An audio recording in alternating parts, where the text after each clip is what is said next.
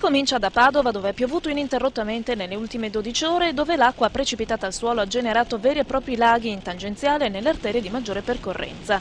Nel veneziano, nella zona di Cavarzare, l'80% del territorio risulta allagato, con oltre una cinquantina di interventi dei vigili del fuoco per mettere in sicurezza piani terra, garage e scantinati invasi dall'acqua. E anche il passante non è stato risparmiato. Nella galleria San Silvestro l'accumulo di acqua ha costretto all'utilizzo per un breve tratto di una sola corsia, causando disagi agli automobilisti in transito. Nel Rudigino la più colpita è stata la zona di Adria, con una scuola di Pettorazza allagata e inagibile. Nel Padovano 120 mm di acqua caduti in meno di 24 ore hanno allagato numerosi sottopassi stradali, con problemi per la circolazione. Sulle Dolomiti, sulle Tofane, che sovrastano Cortina d'Ampezzo, ci sono state punte di 27 cm di neve a quota 2600 metri.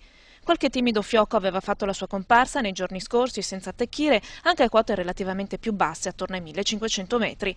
Infine una curiosità: per il terzo giorno di seguito a Vicenza è stata rinviata a causa delle continue piogge la partita tra Italia e Antille Olandesi, valida per la terza giornata della seconda fase della World Cup 2009 di baseball.